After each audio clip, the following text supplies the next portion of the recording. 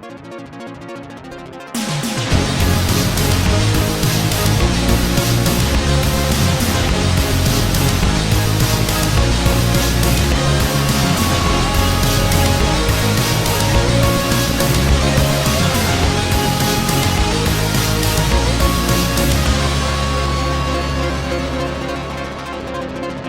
once again to another edition of The Decline of Wrestling Civilization here on LuchaCentral.com.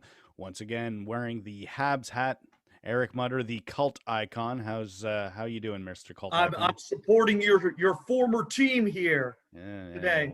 Supporting your former team here, Joe Martel. There's your introduction right there. Yes. There's your name. I used to have a Habs jersey with my name on it. It was my practice jersey when I used to play hockey. Do you know, quickly, some hockey talk before we get into the meat of the show, as it were. Do you know that they're doing an all-Canadian NHL division this year? I had heard something about that, yeah. I am so excited right now, man. Yeah, I can see that, because you love Canadian hockey for some reason. Yes, because that's where the sport was born, in the beautiful ponds of Canada, as it were, and such. I believe you're right. Yeah. Didn't Canada also invent basketball though? Probably. Yeah. I tend to believe Canada invented most things, and America has just been like, no, we did that. And Canada's like, oh, that's true, neighbor. Sorry about that. We're sorry about that. Yeah. Man, I'm thinking about a bunch of South Park jokes right now I can't make. The Canadian government's apologized for Bryan Adams on several occasions. And what we will apologize for when it comes to the decline of wrestling civilization, I guess there's not really a lot to apologize for when it comes to Wednesday evening wrestling. I don't know if it's really much of a war, but the way when you compare it to Monday Night Wars back in the 90s, we're definitely at, for a hardcore fan, the Wednesday night wrestling is the best option possible, pretty much on a weekly basis. Whether you prefer Dynamite or NXT, doesn't really matter. Most people, when they choose their best favorite night of wrestling, Wednesday night has been the number one star pretty much since this all started. Right. Pretty much. Yep. And it was a big one last week. Yeah, they both put on some pretty special shows. Dynamite, they had their New Year's Smash night 1. They're going to continue on with night 2 tonight. Yep. Some of the big talking points. I did not catch Dynamite, but you were telling me how the amazing spot of Snoop Dogg apparently did a top rope splash of some kind that was noteworthy or newsworthy. Yes. He did a splash onto Serpentico. Okay. And I will say this, it sucked. Okay. And I will also say this, it was not the worst splash I've ever seen. If you were looking for bad spots, I think NXT would have been the better night for that one, only because, unfortunately, a match that you and I were both excited for, Santos Escobar against Grand Metalik. You're going to massacre my boy here, aren't you? Well, I'm not going to say massacre. It just didn't click. It was as average as those guys could get, which is disappointing because we expect better from both of them. Well, certainly, yeah. I mean, I expect high quality from Grand Metalik when he's let off the leash, and Phantasma has been a great worker in the past for Lucha Underground and AAA and such. You know, for the people who don't understand these names, Phantasma is Santos Escobar. I knew him as Phantasma in AAA. King Cuerno, that's right. King Cuerno in Lucha Underground. I knew Grand Metalik as Mascara Dorada in CMLL. So I frequently refer to them as those names because I am a filthy hipster. All right? When I think of you, I think of a filthy hipster. Absolutely. Yes, as well you should. Yeah. Now, yes, when let off the leash, those two are really good. This, not so good, apparently. No. Fine, decent. Going up against Phoenix, who's wrestling Kenny Omega and having the match of his life on the same night. Not so good there. It's weird. It's the same type of style that they might have been going for. Again, didn't watch Dynamite, so I could be wrong on that. But when you think of smooth, athletic workers in the Lucha style, I'm hard pressed to think of anyone better than Phoenix. He might not be my type of wrestler, but at that style, I can't think of anyone better. Well, he's also going to be given an opportunity to do more, even with NXT being less limited than main roster WWE. WWE on a whole is not a good environment for luchadors to go full lucha libre, because WWE, they like to streamline it. They like to Americanize it. Somewhere Caristico is watching us right now, nodding vigorously over that statement. They don't let you completely off the leash if you're a luchador. They try to Americanize you. And I mean, it's not altogether bad, but it doesn't. Limiting. Yes, it's limiting, especially when, Phoenix is on the other station doing just all sorts of wild stuff and having this match that everybody's talking about a week later. Meanwhile, Metallic and Escobar, nobody's talking about that match anymore. No, NXT went for a different type of star, 4 or 5 star match with the main event, but we'll get to that in a second. With Smash Night 1, we did see, I know I was mocking Snoop Dogg, but come on, when you're his age and you're not a trained wrestler or even an athlete, I think he probably did better than most people would have expected. Yeah. It was to get a pop, and people popped for it. It was cool. Right. And pretty popular night. Honestly, from the circles that I do go along with when it comes to Wednesday night Dynamite wrestling, it was pretty much well respected across the board, whether it was NXT or Dynamite. Everyone seemed to be pretty happy. Oh yeah, saw. People were very high on both shows, and naturally we thought both were going to do well in the ratings. And I'm sure people have heard there was a terrible event in Washington D.C. last week that just understandably took all of the media coverage that night, and thus the ratings were not that strong. So understandable on both those parts. Yeah. The shows were great, though. Yes, definitely. For those who chose to skip the news because it was, if you're like me and just when something's going to be depressing, change the channel. That's what I do. I enjoyed my NXT last week. We got some good wrestling, different styles. Not everything was perfect, but I enjoyed myself. And as did you with Dynamite. Yeah, I was just looking to have an escape from that day because that day was rough. Well, honestly, without getting too sidetracked here, that's what I look at wrestling for in general. I think that's why I take a much more easygoing approach, and that's why I'm less critical of what WWE gets criticized for, because I just want to sit back and enjoy and turn off my brain. I just want to watch something, not get overly critical.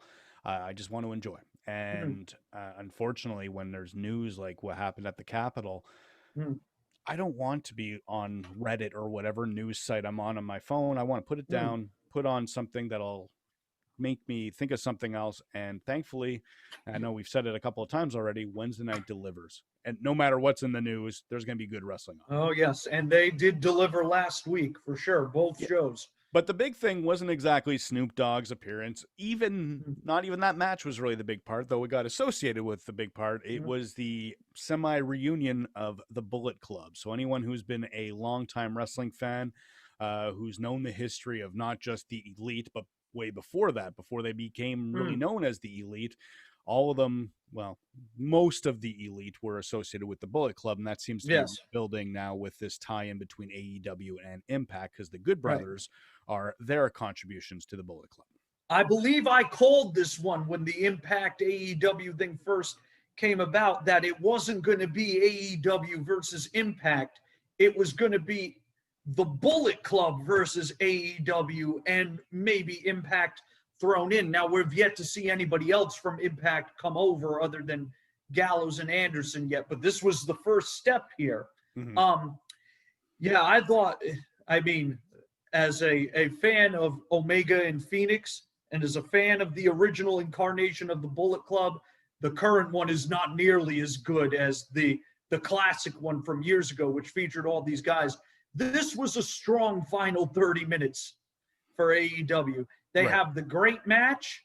They have the great post-match angle where Moxley comes in. So it looks like they're going to still be doing Moxley Omega. They're going to go back to that. and then you have Gallows and Anderson run in. You have the Geeks come out to try and break it up. They get all beaten down. The Bucks come out. What are they going to do? And at the end, they're reluctantly given their facials, but they're doing the Too Sweet sign too. So it looks like everyone is back together for at least this week. Right. Now we'll see what happens going forward. And that's really where AEW tends to excel. Before we went on the air, we were commenting about how NXT delivered a great show, but at the end, there's not that many talking points as to what's to be excited for coming tonight for NXT. Whereas AEW, there's always something. Not only are they booking in advance and announcing half the card at least from one Wednesday to the next, but they have some strong angles. So if you're hooked into Dynamite, you are going to be hooked in for weeks and weeks to come. Right. Yes, exactly. And this is another thing, right? It's not just even this too. It's the fact that they're legitimately hot right now. You know, now last week, obviously the ratings down for circumstances outside of their control. But if that had not happened, they would have done another really strong. I think they both would have done a really strong number, both shows. It's very possible. It's hard to tell, but the real tell is unless there's something newsworthy tonight, we'll see how both those shows rebuild after their big Right. AEW has the bigger show this week because it's night 2 of the New Year's Smash. Night 2, and so also because what does NXT have advertised? They're starting the Dusty Cup, the tag team tournament with a few teams mentioned and a couple of matches already booked, but nothing that's mainly worthy. This is what NXT goes through stages where they'll announce cards ahead of time, full cards, and you'll think, oh, people will get invested. And then they go through stages where we'll announce 1 or 2 things, and then the day of the show we'll unload everything else. And people are like, all right, I'm going to watch Dynamite. I know what's on the show. Absolutely. Yeah. This is something that you and I have talked about quite often with WWE entirely. NXT tends to do a slightly better job of announcing a week or 2 in advance. But, you know, even the big match that was supposed to be on Raw, the Orton-McIntyre match, that's something that they could have announced last week on Raw, and they didn't. It ended up just being announced on Twitter probably, or maybe on Saturday, I think. On Saturday, and then obviously it didn't happen. We'll get into that. Oh, yeah. But they're really bad at planning ahead. Now, I understand they have a different schedule, but honestly, when there's no crowd, this has been a huge, huge problem for me. WWE should be taking advantage where they can tape. They took advantage of it on Monday because they did that fireball thing, which, you know, there's a lot of criticism deserved there. But the one thing I feel you can't really criticize was the spot came off really well because they taped it ahead of time. They edited it perfectly, so it didn't look like Warrior Hogan 98. It ended up looking pretty good. Well, compared to Hogan Warrior 90, I mean, I could throw a fireball at this water bottle right here, and it's going to look better than that shit did. I have to give a comparison. Come on.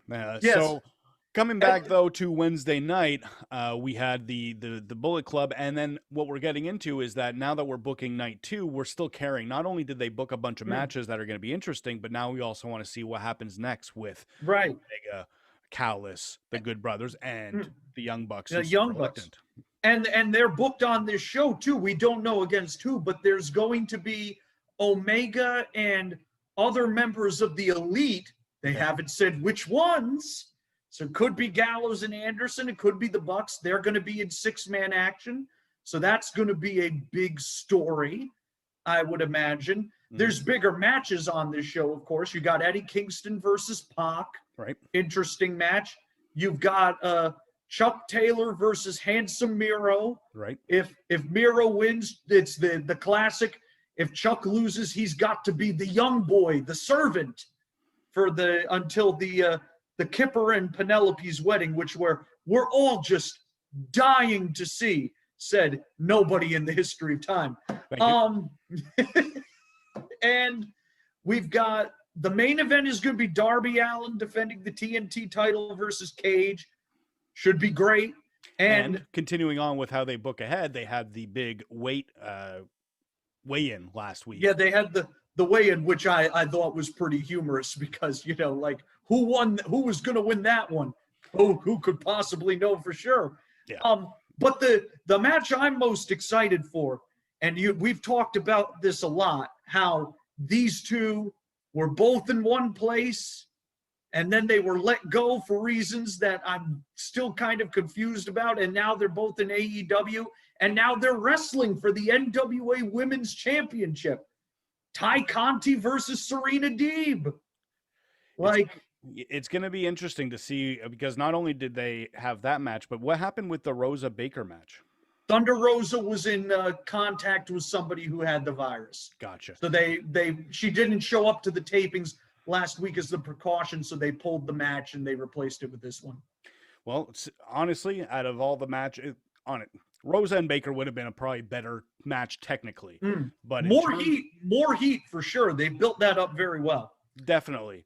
Yeah. But in terms of being a long-term fan, knowing the history of everyone, I'm pretty curious to see how Conti does against Serena Deeb. One of the women who helped train her. Yeah. Think about that. She was part of the PC school that helped train some of the women. Now they did they're back to doing these Road to shows on YouTube again. They did want a build-up for Serena and Ty Conti on Monday that was very well done. Okay.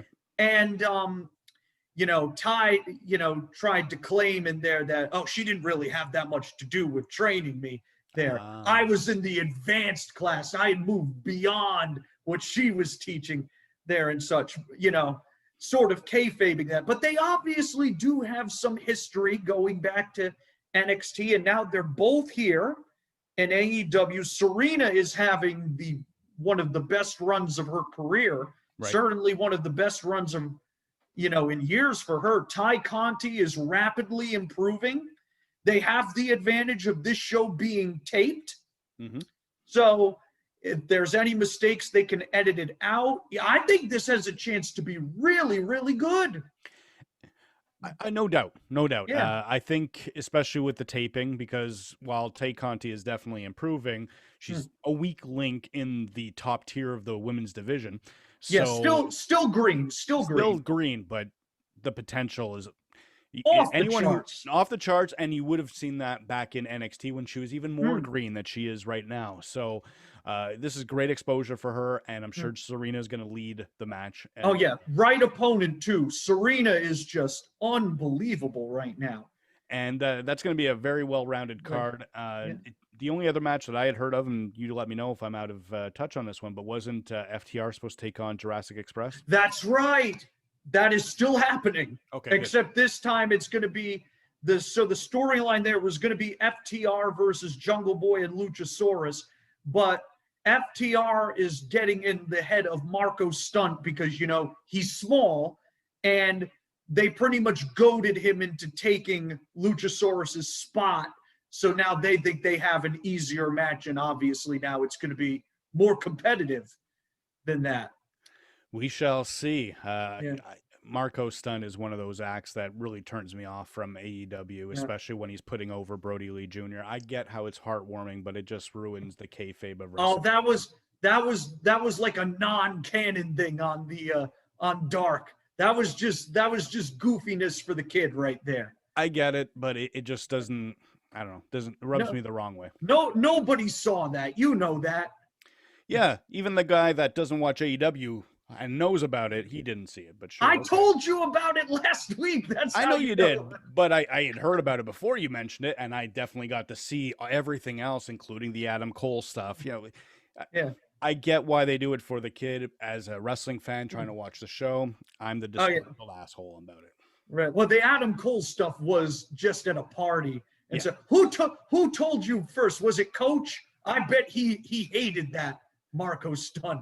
Oh, the fact that Marco Stunt's hired at all is enough to get his blood. He probably has nightmares about it. He's like, Marco Stunt's employed. Oh. And he can't get booked outside of Alberta. We're trying. Him and I are trying to get him booked on Dark. We'll see what we can do. I can tell you this, apparently, like a lot of people are heading down to Jacksonville trying to get on Dark pretty much and such. And, I don't blame them.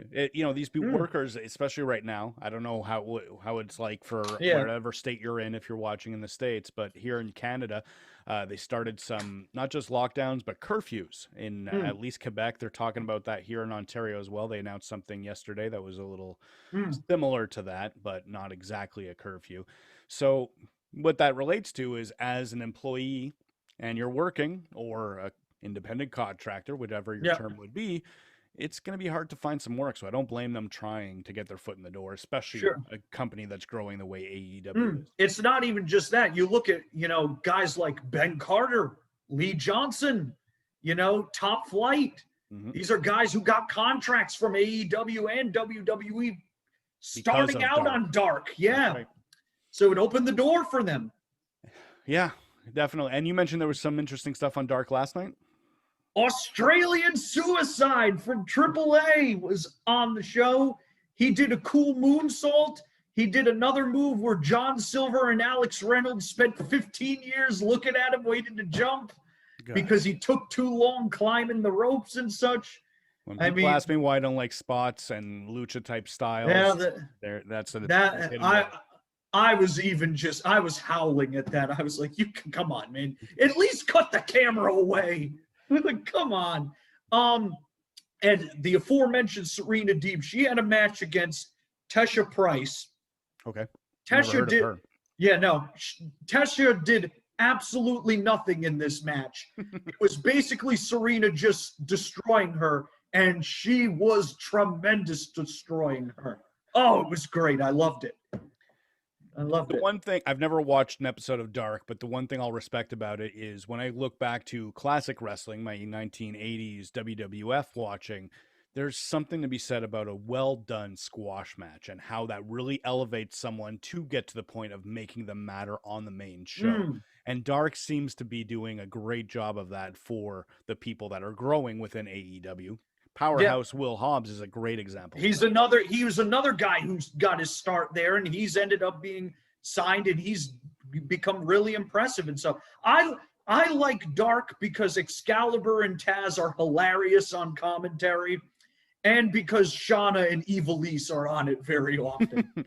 You are a big fan of Shauna and Ivelisse. Yes. On the other hand, I'm a big fan of Rhea Ripley, and she had a pretty good night last week. She didn't win, but the big rumor on that one is that two of the losers from the big matches on the NXT New Year's Evil is that they'll end up in the WWE main roster. I don't know if that's really promotion these days, but call it what you will. This is something I feel has been booked a year in advance. I said this back in March or April, whenever WrestleMania did take place, but Rhea lost that title so she could have the rematch and regain her credibility from Charlotte down the line.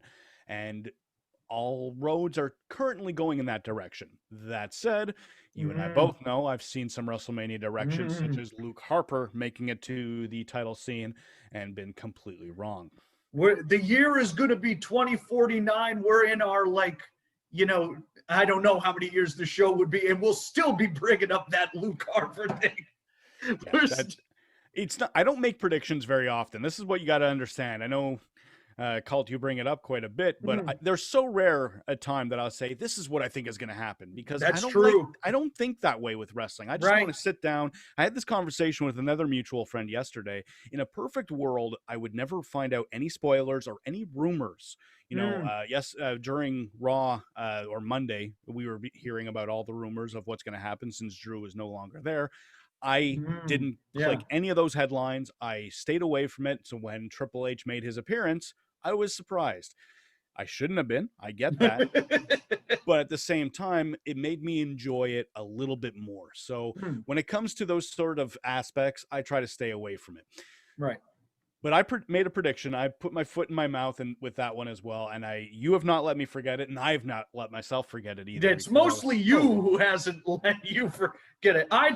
All I remind you of is I was like, just temper your expectations there. And then, because generally when we have disagreements, it ends with me going, oh man, I was wrong. And that was the one time where I got you. It was the one time. When it comes to my viewpoint of WWE, it's very much let's wait and see. And that was one time where I put my foot forward and really, this is what's going to happen. I'm excited for it. And then not only did it not happen, but we end up getting is one of the worst matches in the history of WrestleMania. So, and not only that, it's still going to this day. Yeah. It will not end. It's like the Coheed and Cambria lyric. When will our nightmare ever end? And let's back up to NXT quickly, because we had New Year's Evil. We saw Damian Priest also lose, and to me, that felt like his move to the main roster.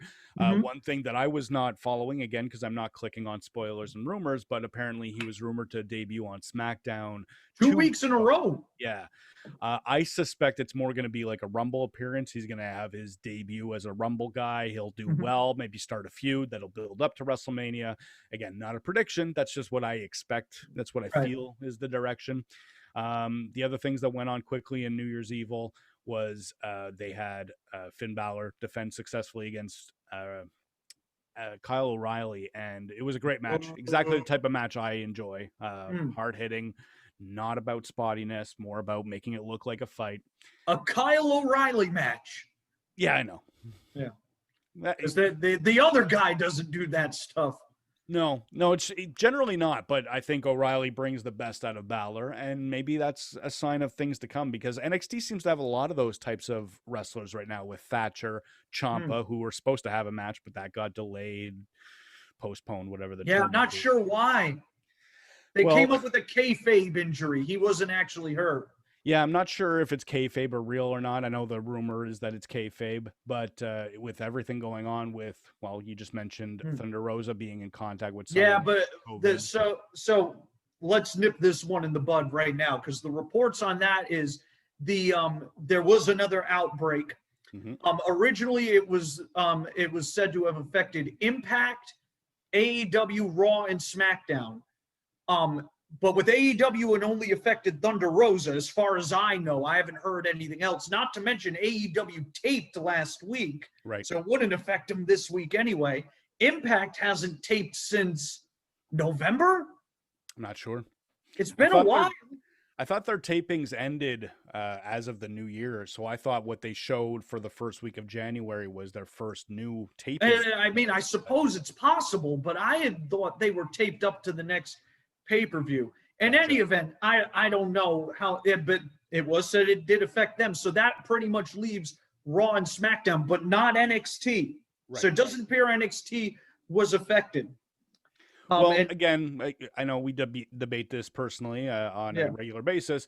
I don't put a lot of credibility into dirt sheet reports. I just want to see what happens when I turn on the channel. So when it comes to these COVID-related stories, whether it's Thunder Rosa come into contact, obviously there's no rumor. Drew McIntyre flat out stated on Raw that he had tested positive despite being asymptomatic. The concern there, without getting too into Raw quickly, was that he's been in contact last week with the Legends Night. Goldberg, they were face-to-face in the ring and pushing and shoving. And then they did a very close contact promo with Hogan backstage and Jimmy Hart, both of a pretty elderly age. So there was some concern there, but if he's asymptomatic, hopefully he's safe and ready to come back for the Rumble for the now super confirmed awesome Goldberg match. Yays. Yay. That and Orton Bray Wyatt 5 on the show. Did they book that match? It's got to be coming, right? Probably. Let's stick to good things. Let's go back to NXT for a second. We're going to get to Raw. There's a lot to talk about. Inferno in the cage. That's what's going to happen. So as we mentioned, there's not a lot of follow-up from what happened last week on NXT. They haven't really booked any of the people we've mentioned from the big matches. We're just hoping that they do something, and they're pushing forward with this NXT Dusty Classic. And they're starting the women's tag team tournament, which I like the potential for, but judging by how WWE's handled the women's tag titles, I'm not sure what to expect from a tournament, even though it's NXT and they can create teams and maybe we get something that surprises us. I have a feeling this should be a 4-2. Do you want to know something? I found this out today. Asuka, who's the women's champion. Do you know when the last time she defended the title was, apparently? Probably in December, November. September. Well, I know she's competed quite a bit. In the tag division. Definitely with the tag titles. That's right. The last time she defended the title, the main title was in like September. Like Hikaru Shida's sitting there going, "Oh man, that's rough for you." I don't think it really matters in the sense that 30-day rule that we were so used to back in the 80s and 90s, that's kind of been thrown out the window. Oh yeah, no, it's not about the 30-day rule or anything. It's just like, because obviously AEW has gotten a ton of criticism for how they've booked their women's division and how they've booked Shida at times. And, meanwhile, Asuka, who is like Shida, one of the best wrestlers in the world, she not only hasn't defended the title, she's been a supporting player to Lana and Charlotte for months now. I think that works out a little differently with Asuka because she's so well established. So it's not like she's putting over Lana or Charlotte. It's more like she's giving the rub to Lana. And then the Charlotte thing, it's Charlotte's gonna be the story. She tried to give the rub to Lana. Whether it worked or not is another story. That booking was terrible. I don't mind any company trying to push someone into a new position, especially when you have a division like WWE has with the women. They need to got to create new stars, man. Exactly. And like her or not, Lana is very marketable. We'll put it that way. And a good way of putting it. Yes. Very marketable. But unfortunately, when you devote so much time week after week and then suddenly say, let's have her lose and then never show her on TV again, it kind of erases all the building you were doing for the 8 weeks where Nia put her through a table. That terrible, terrible booking. But the fact she'll eliminate Nia at the Rumble, that'll be the payoff. Nobody wants that. Yeah, but that's what it'll be. Look, I'm just the messenger, man. I have a feeling it's more going to be like a Shayna thing because they tease some tension on Raw. Either way, let's get back to the NXT quickly. They've been teasing tension for a year now with that one, man. They just brought it back, though.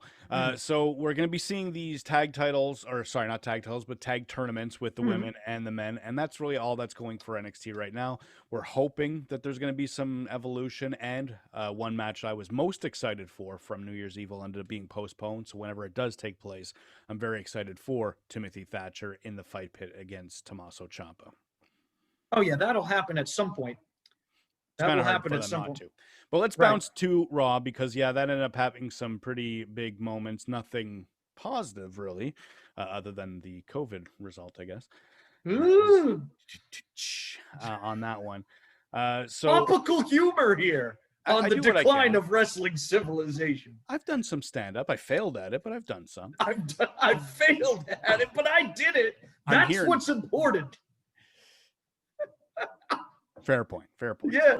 All right. So Drew McIntyre announces, or I guess officially WWE announces that he tested positive for COVID-19 on Monday. The first time they've publicly acknowledged something like this, which they had no choice on because he's the champion and he's the biggest part of the show. They had a match booked for the main event. Now we were commenting quickly about how often they've done Drew against Orton, but it's still pretty much the biggest match that Raw could announce without giving away anything towards WrestleMania. But what did they do? They bring Triple H back, and while I don't mind Triple H, I've never really been bothered by his promo style, but I feel like if there's anyone that extends their promos twice as long as they need to be, there's no doubt Triple H is the worst committer of that crime. Triple H is like the guy who watched the Warriors WCW debut promo and is like, I'm going to do that every time, but it's going to be better than that. And in fairness to Triple H, it is better than that. The problem is that's one of the worst promos of all time. The promo I'm cutting right now is better than it. It's not a high bar to clear, Hunter. You don't need to do 20-minute promos every time. He's still bitter about losing to Warrior at WrestleMania 12. I think that's he lies awake at night bitter that Alex Wright beat him at Starrcade 1994, man. So he cuts a bunch of promos that go way too long. So did Orton, but at least with Orton, I don't know. It just seems to bother me less. But a big problem with Orton's a good promo. That's why it bothered you less. Well, Triple H has good promos, but he needs an editor, and unfortunately, probably because he's Triple H, he doesn't get one. And I need to ask, how many times did Triple H say "in this business" during his promo? I wasn't counting, but I'm sure it was 84. I'm just guessing. It was tiresome, and just like most of Raw, it ended up being a bit of a slog to get through. Slog, I should say, to get through. Very sluggish. And then they gave away the ending, which, as we talked about, involved some Roman candle-type fireworks. Fire. Yeah, Cornholio got pretty excited over it. And that might be the only person. Honestly, it was a well-done spot, but it's way too little too late when it comes to this Fiend Orton angle. I don't know too many people still caring about this one, unfortunately. Unfortunately, the ones that do care are Randy Orton, Bray Wyatt, and Alexa Bliss, and Vince McMahon, and thus the show goes on. Definitely. So, unfortunately... How are they going to blow this off, though? Because they're still using fire, but we already did the Inferno match. The only thing I could think of, and it's not the answer, but Flaming Tables match. But there's no way that WWE is going to do that. They got to go full FMW, full Onita, and do an exploding ring match. Yeah, and then have Mick Foley referee it somehow. Oh, Mick won't even. He'll be like, I can't do that. No. He can really walk. Maybe Onita would, though. Maybe Onita would. He'll take a paycheck for anything, man. It's not like WWE is going to care about that. That's true. The only other major talking point when it came to Raw was Lashley. It seems like they're rebuilding him. I don't know if that's going to lead into a WrestleMania title shot, but when it comes to the people that are credible enough on Raw to be in that position, Lashley is the top of that list. Very true. And I have a feeling, I don't want to say it's wasted because I'm a fan of Riddle as well, but I think he'll end up putting over Riddle before he ends up going into the main event against Drew for a WrestleMania title shot. So Lashley and the Hurt Business continue to be highlights of Raw, I think, because they're one of the few acts that act like athletes. They don't, you don't have Miz and Morrison goofiness. Entertaining as it can be, you don't take them seriously as wrestlers because they're too busy acting like goofballs. Right.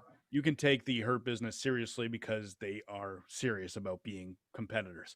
And that's an aspect that I find is missing all across the board in wrestling outside of NXT and a lot of elements of AEW as well.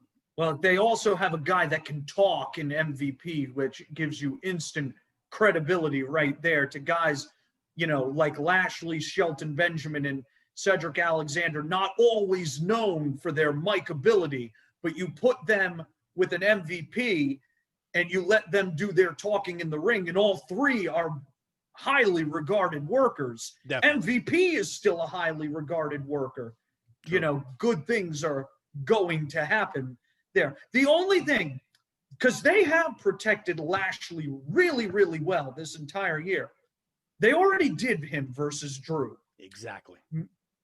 Our good friend Miz fan, Chris, once told me, if you pay close enough attention for the WrestleMania title matches, they never do a match that they've already done earlier in the year.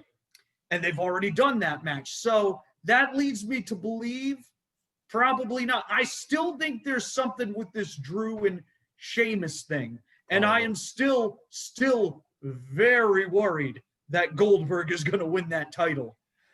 Very worried. I don't know. It's hard to tell. And in a way, that's a good thing. It's unpredictable. I don't like when a title match is predictable, which unfortunately is not the case with the Royal Rumble match on the other side of the card. But when it comes to Raw, we'll see where it goes. I think it'll be fine in the end, but unfortunately, when there's this much awesome wrestling content every week, fine is not good enough. Especially when it's Monday Night Raw. It's supposed to be the pinnacle of WWE. I understand why Fox and SmackDown ends up getting more attention. Right. I still think of Monday Night Raw being the cornerstone of WWE today. And unfortunately, fine is the best they can do. Right. Yeah, that's why fine wasn't good enough for Metallic and Escobar last week either, especially with the quality NXT, prides itself on. Yeah, a lot of good matches last week.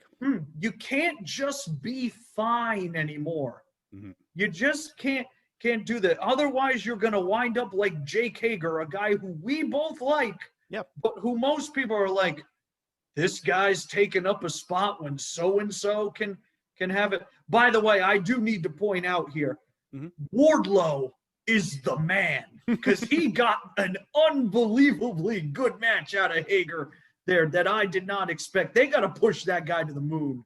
I just needed to say that. Slow and steady when it comes to these pushes, and I think AEW is doing a great job. Outside of MJF, who they're still doing a great job with, they haven't really been pushing a lot of their youth to the main event, and they're taking it slow. So by the time Wardlow does go after the title, let's say he does it tomorrow. Not that he will, but let's say he goes after it after Moxley. Moxley goes after Omega and loses, and then Wardlow ends up being the number one contender.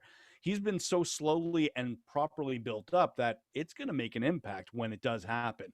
And that's something AEW has done really well with their youth in the roster. Right, yeah. And well, they also, because there's not that many fans right now, they don't want to push these young guys without the fans around, because they don't want to waste the opportunity until the fans come back and they can get those big pops. If Definitely. They have to, they'll do it like they did with Darby at the last pay-per-view. It was his time to win. There was no point in holding that off anymore. Right. But if you can afford to wait until fans are back later this year, like we presume, yeah, you could. And you could do that with a Wardlow and a Jungle Boy and people of that nature, I think. Jungle Boy a little less so, and that's not a size thing. It's more because he had his spotlight with that Jericho push at the end of 2019. That it's not that it's wasted. Do not get me mistaken there.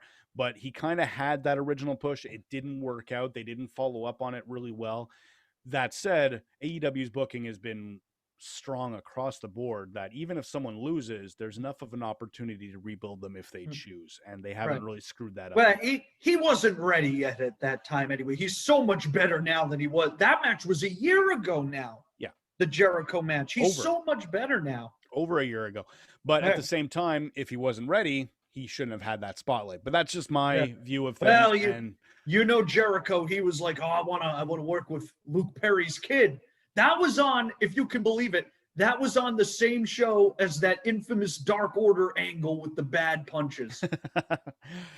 Yeah, well, things have gotten better for AEW. Hey, for everybody involved, pretty much there, yeah. Pretty much. And then he's not sure.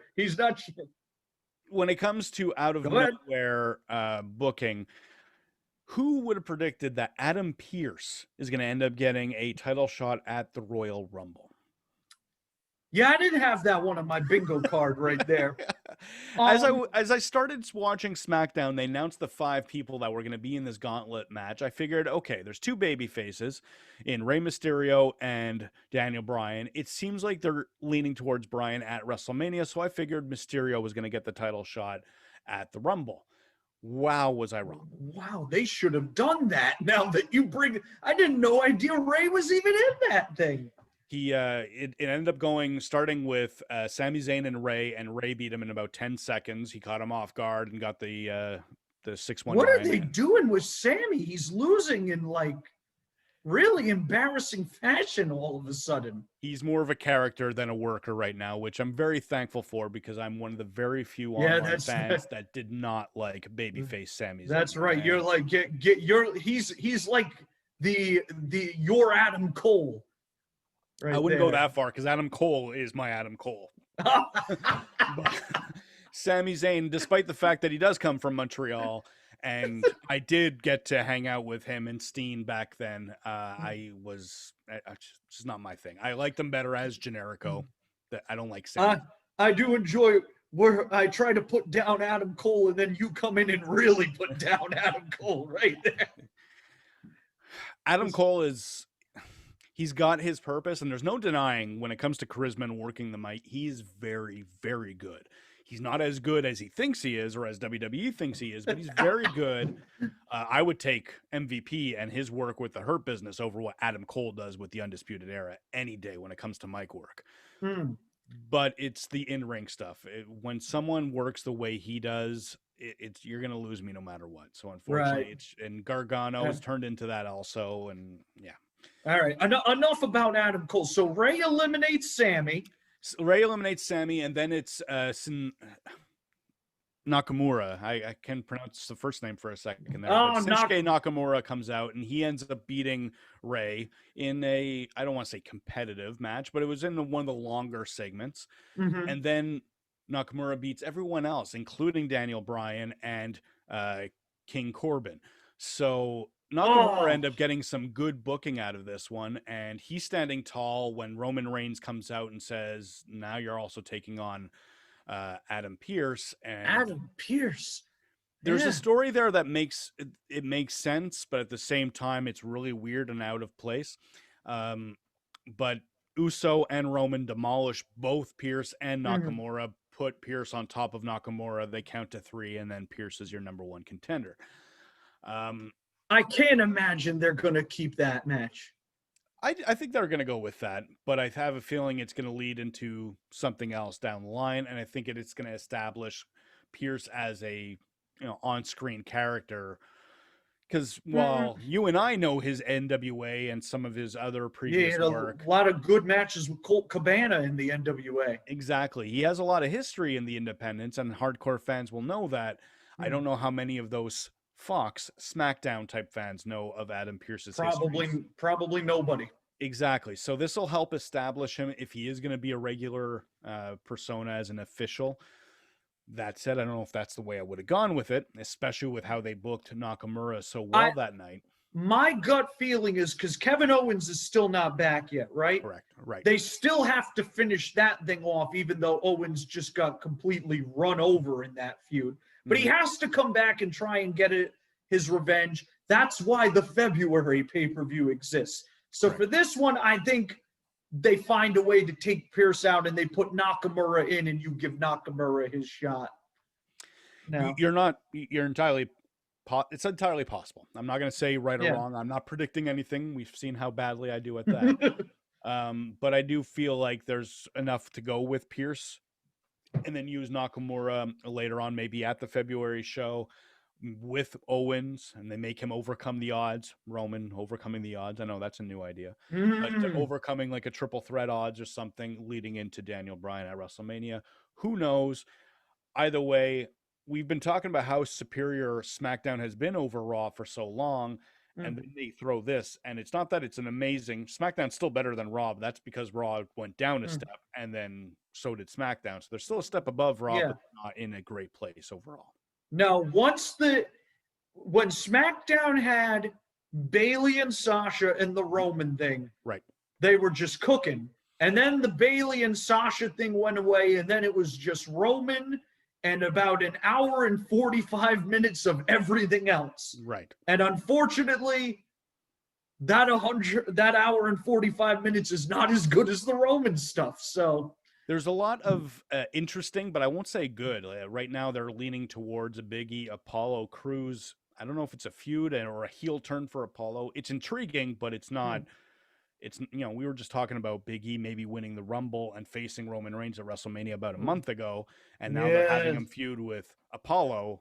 It's not quite the same or as interesting. Apollo, who has been, until this, had been off TV after he had gotten his big push, and then they grew tired of that, and now he's back until they get tired of him again. Yeah, I'm not sure where that's going to go, and it's definitely not that intriguing. The other thing that they seem to be pushing is, speaking of Bayley, I'm very intrigued by her feud with Bianca, and they're booking it very slowly, which I think is the best way to go. But at the same time, it's always been through promos, and unfortunately, right now, Bianca is not that strong with the promo. And Bayley, she's good. She's very good as a heel with the promo, but it doesn't make up for what Bianca's lacking. So unfortunately, these segments haven't worked out really well, in my opinion. Yeah, well, obviously those matches that feud was going to benefit the most from what they did in the matches. So once they get to the match, it'll be fine. I wonder because you and I both agreed months ago that Sasha versus Bianca was the match to go with that WrestleMania. Are we still heading in that direction, you think? I believe so, because there's no one else really at the top of the SmackDown women's division. You have Sasha working with Carmella. For some reason, that's still going on. And then they have Bayley and Bianca, and they haven't really been establishing anyone else in a singles role. They've been. Didn't they bring back Sonya?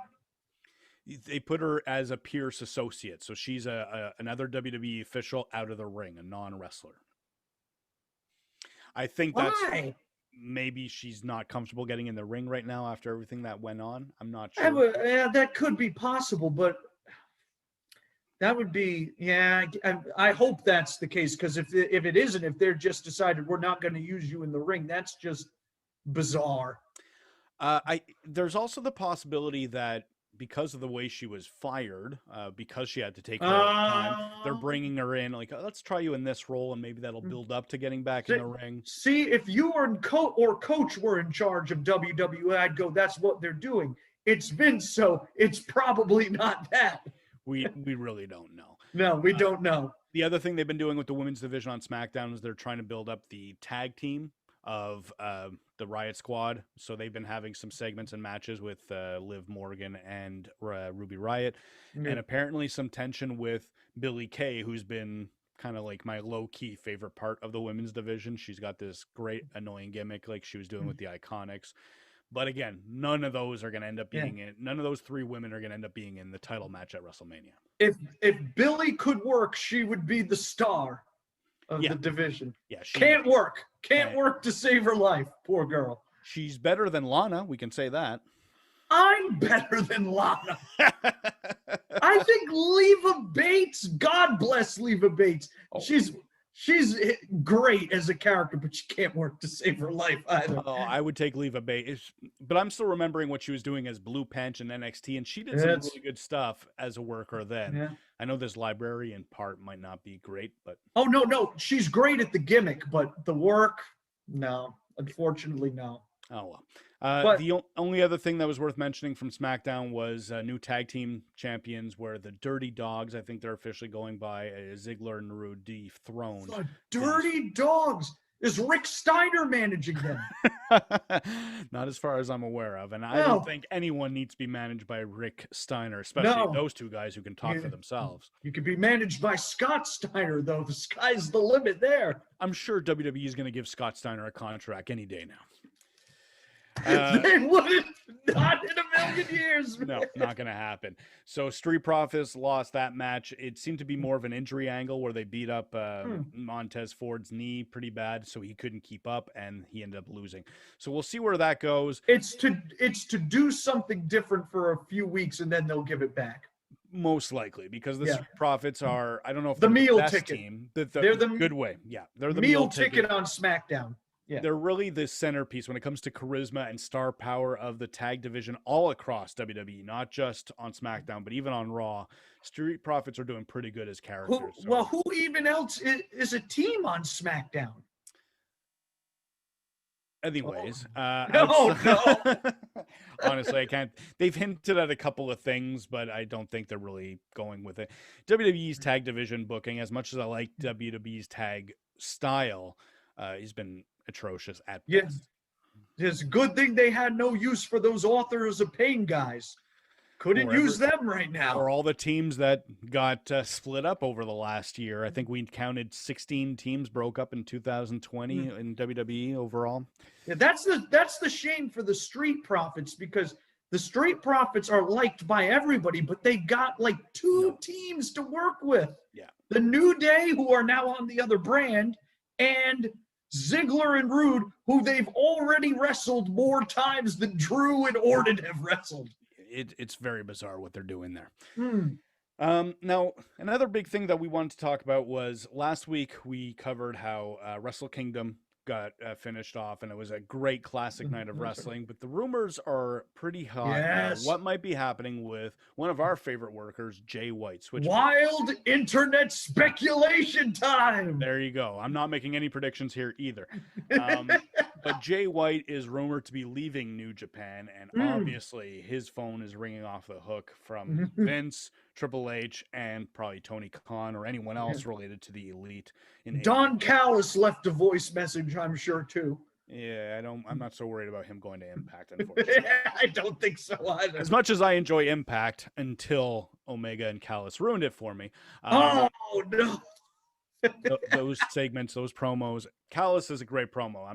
But Omega is a terrible promo in this angle, and he brings it down. Either way, I don't want to get too into a negative spin here.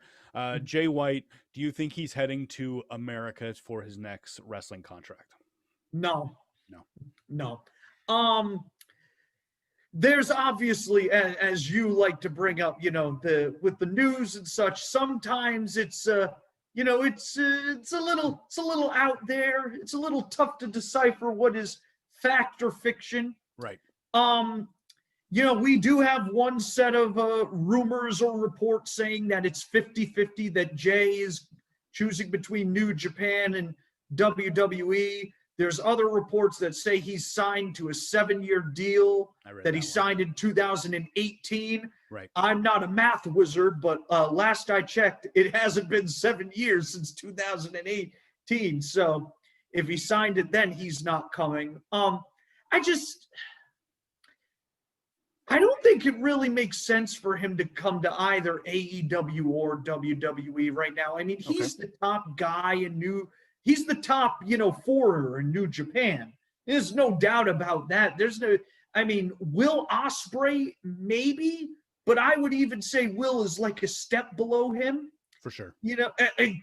Clearly, who main evented Wrestle Kingdom this year? Exactly. Wasn't Will Ospreay, it was Jay White. So Jay White's main evented for quite a while on every show, but he's been a regular main eventer for New Japan. He held the world championship there, for crying out loud. He's one of those acts that when I tune into New Japan, which is not all that often, it's usually just Wrestle Kingdom, maybe a show here and there, I'm looking for Jay White because he's been very dependable since the first time I saw him. He's a great worker. He has American-style sensibilities, so he's great at storytelling, so he's able to appeal to both sides of the coin, to the New Japan and the U.S. fan or the North American fan. He's very charismatic, great promo. Yeah, that promo before New Year's Dash was amazing.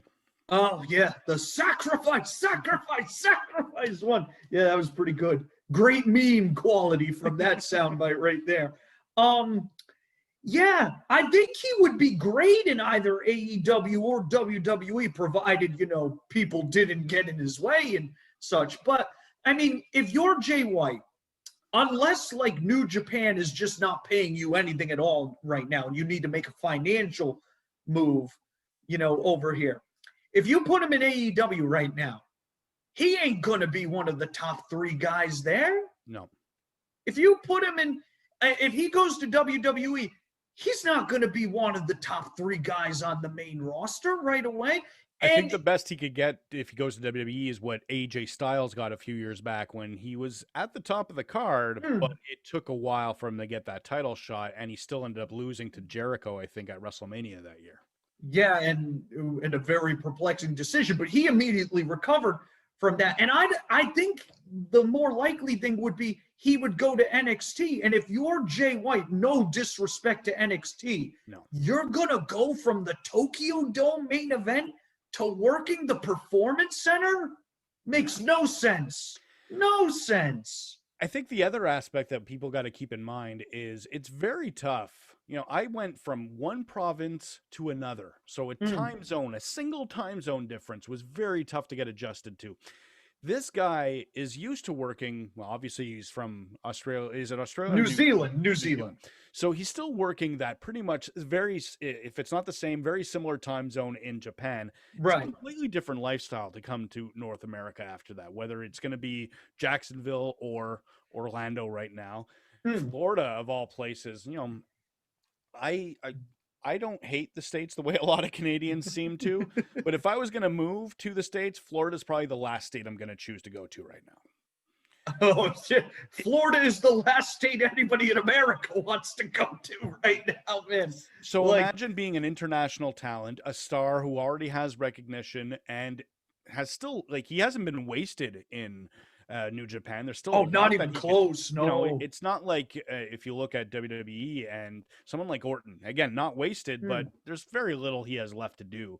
If his contract was up, he'd have a lot of good options, even if it was for only a year or two. Or as a guy we're going to talk about in a minute, Ricochet. Nobody gives a from Well, yeah, but you get my point here. I do get your point. There's still a lot of avenues for Jay White in New Japan. He's not out of options there. So unfortunately, I think I agree with you. He's going to stay in New Japan. And if he does come to North America, he's only 28 years old too. Exactly. So even if he has a 7-year contract, that means he's got 4 or 5 years left, depending on what time of 2018 he signed it.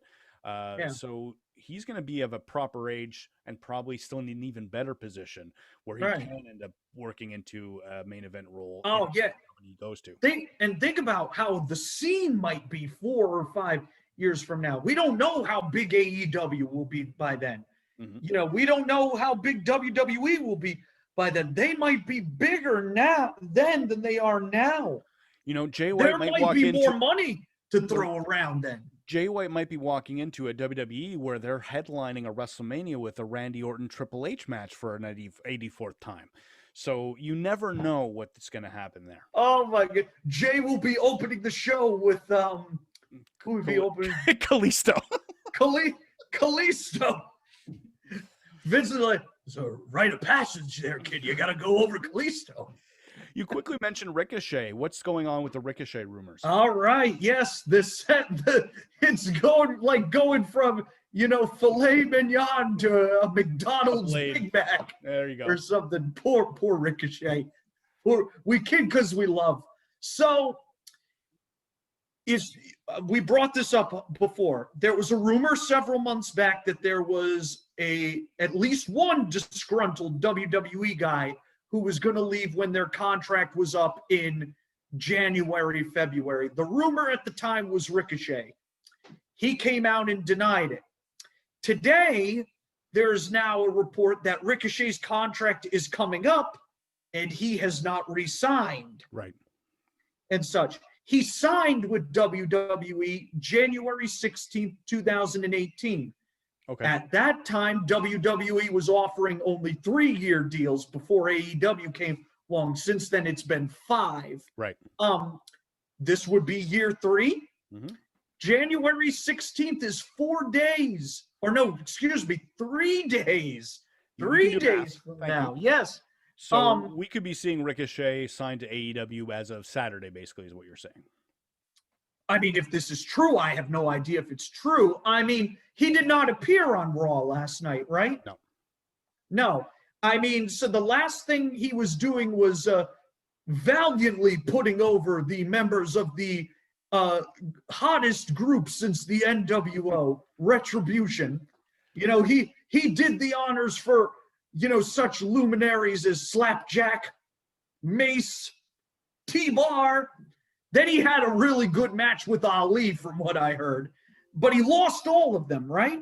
Pretty much. He lost all of them, and then he didn't appear last night, and Retribution is now moving on to beating up Xavier Woods. That's right. That's true. Yeah. So, I mean, we'll see. But that you could construe that as a write-off. It's entirely possible. Yeah.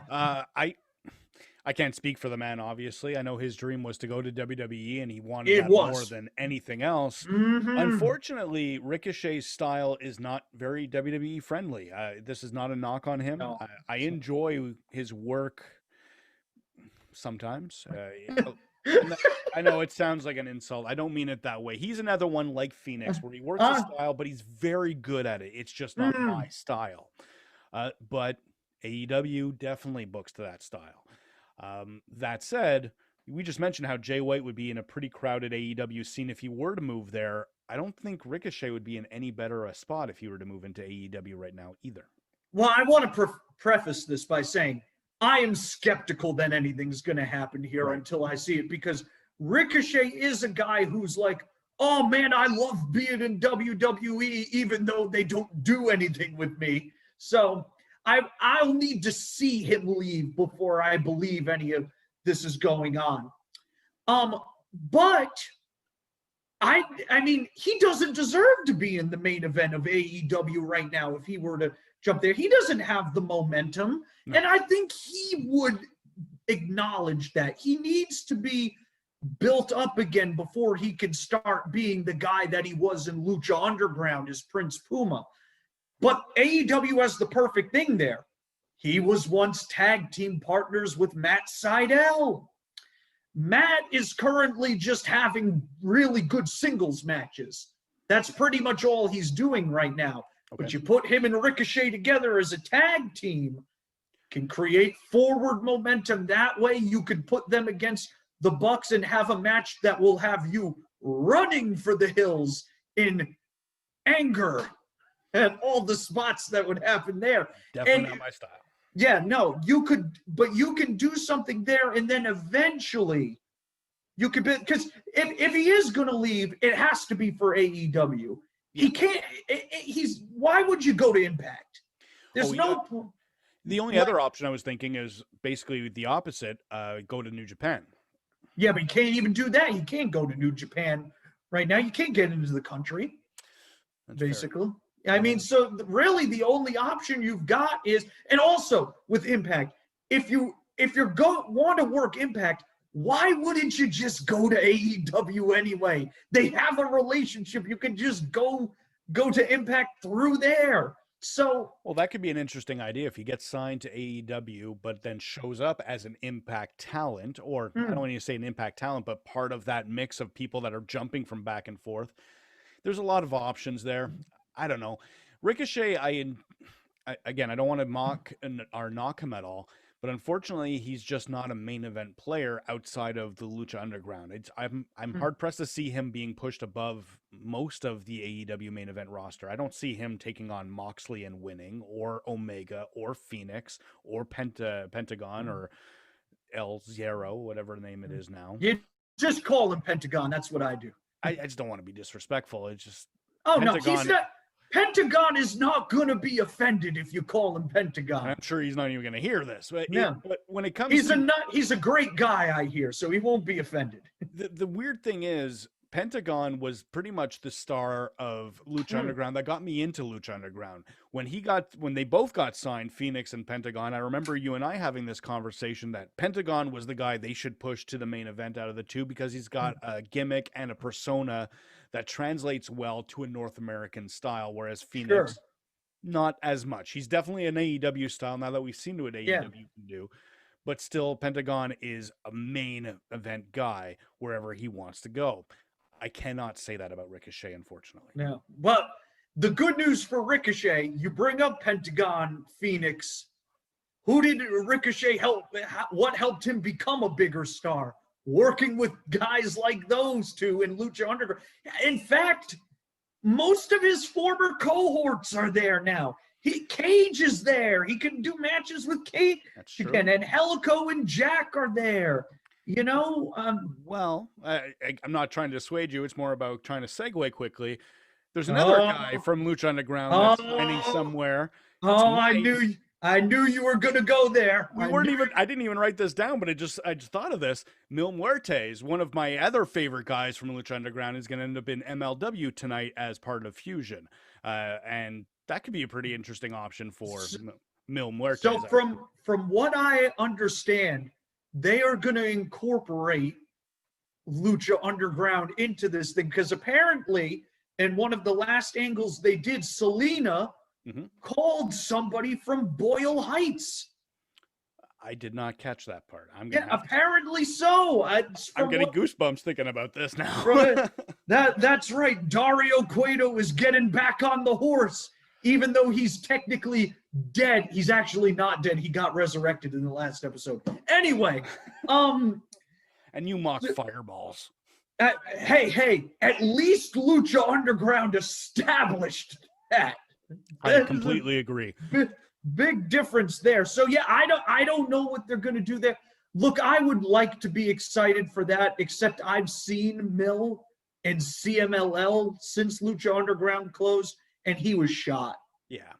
Yeah. He was already pretty old for Lucha Underground. He was a great worker, but you could tell he was one of the older stars there.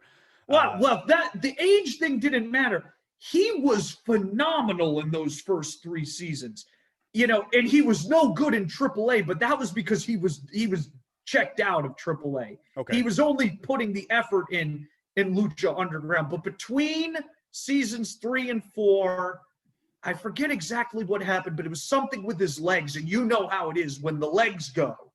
Right. When the legs and the back go, it completely changes you as a worker, not for the better.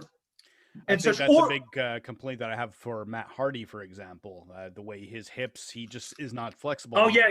Matt's got the same problem Roddy Piper had. Yeah, that's a good comparison.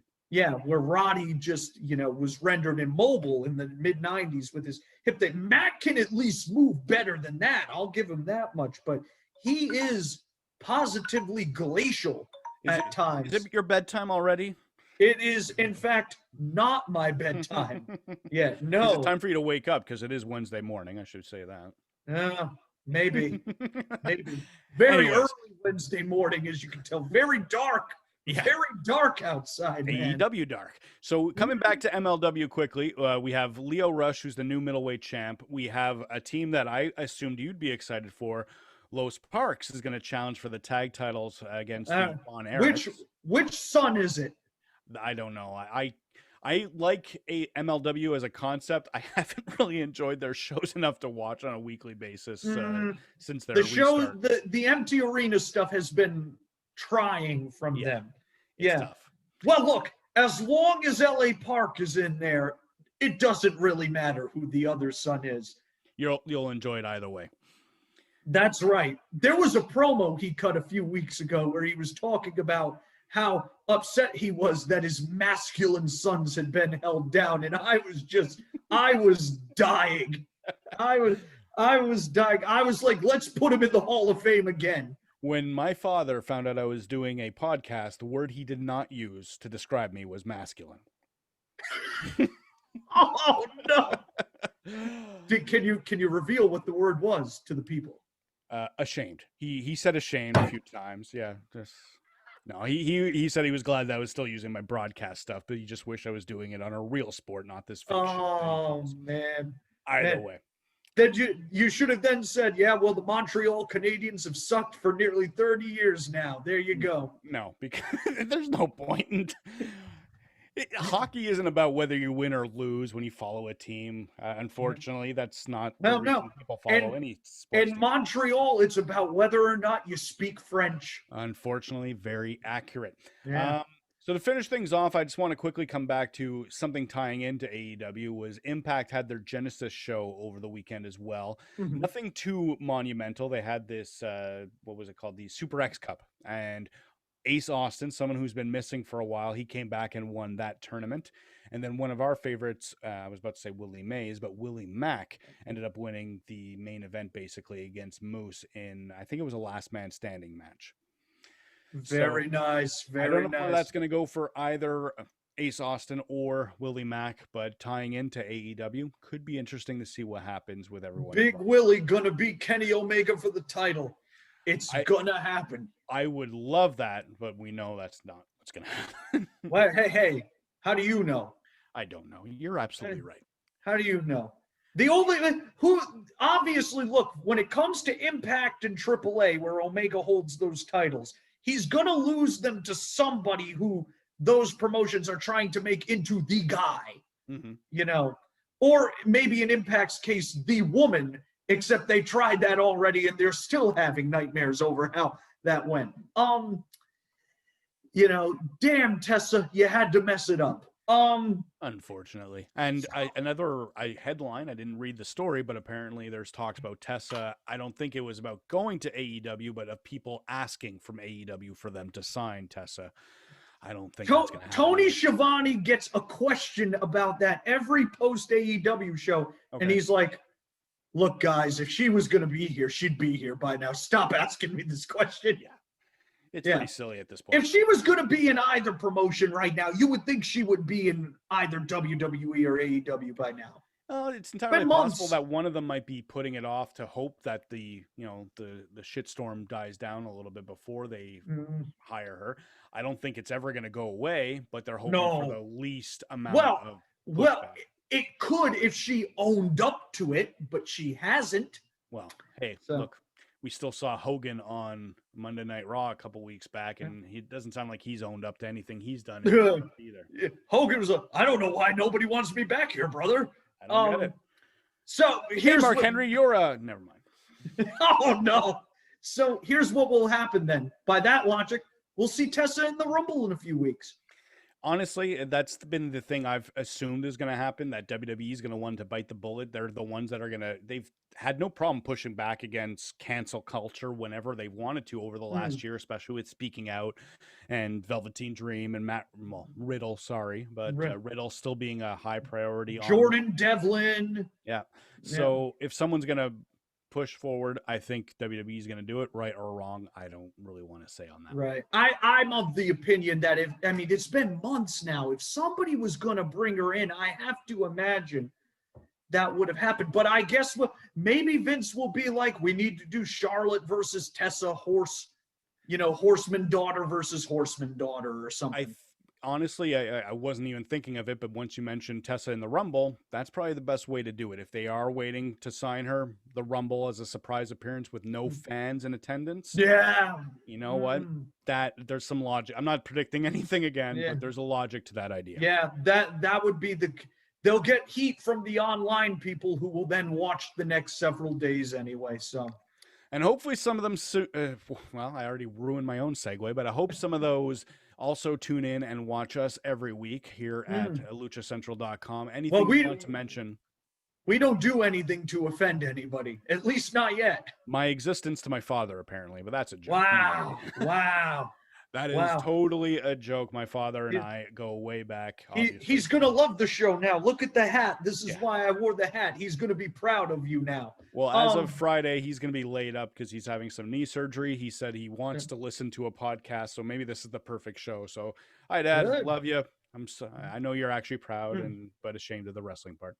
Nah, well, what can you do? All right, so what am I looking forward to, want to promote? Well, you can read my AEW Dark review. It's good, as always. I have nothing else coming. On luchacentral.com. Right here on luchacentral.com. Thank you. We're gonna have something up, eventually about the it may be even up now. I haven't checked. Clarifying some trademark stuff about Ray Phoenix. As always, the AAA lawsuit looms. When there's something there, we'll have something for you. And beyond that, be sure to watch the start of the NHL season this Friday night, I believe, or it might be tomorrow, but watch it. All Canadian Hockey League, Austin Matthews versus David 10 times. It's beautiful. I have to choose which hat to wear. This delayed hockey promotion brought to you by Slurm's Friday the 13th Part 8 soundtrack with the beautiful cover with Jason. And my God, this is a work of art. I got in the mail this week. I'm so happy with it. It's pretty. Somewhere right now, Zoidberg just heard that your hockey plug is bad and you should feel bad. Unfortunately, the connection started to cut out on you when you were doing that one. So I just got to tie it into Jason somehow, this beautiful piece of artwork on Slurm. So your promo wasn't bad. It was the connection that was bad, and my internet should feel bad, basically. There you go. So thank you very much for joining me again, Cult Icon. How is Grandma and Family Icon doing these days? Oh yeah. Oh, she's good. She's better. She had to she did have to go to the hospital for a night, but she came home the next day, and yep, she's doing a lot better now. She is back to her normal self. She's a big fan of the show and such. So there you go, Grandma. Hi. I got your mention and a status update. All the people wanted to know how you were. Well, I definitely did.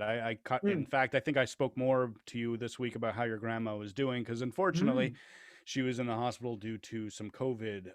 Right. So not only Drew McIntyre, but the people around us that we love are going to be affected by this. So once again, this is your public service announcement. Stay safe. As much as I really hate what Canada is doing with not just lockdowns, but curfews where we have to be home by 8 o'clock in a couple of provinces, please respect each other and do the best you can with the people you love. Yes. Echo that. Wear your mask when you go out too, and socially distance, and use your freaking hand sanitizer, man. Well, that I do have here. My mask I brought up to the front door, but I do have my Joe marked Purell because this came from my work office and I had to bring it home. So that is hardcore, man. That is even more hardcore than ECW Heatwave 98 right there. And now I know I have some cuts on my hands, apparently. Okay, lovely. What a way to close the show out. Yeah, that's why my dad doesn't think I'm very masculine. I'm complaining about cuts on my hands. So thank you once again here on LuchaCentral.com. The decline of wrestling civilization. Eric Mutter, the cult icon, saying goodbye with his Canadians. I said Habs, for those who don't know. The Montreal Canadiens somehow have the nickname of the Habs. It does actually make sense, but you have to speak French to understand it, so it's pretty stupid. I am Joe Martel. New hat next week. We'll probably go with Winnipeg. This is my Evil Dead shirt saying goodbye. I'm flubbing every line this week that I think is a good segue. Just take it away, Cult. All right, everybody. We'll see you next week. Bye. Peace out.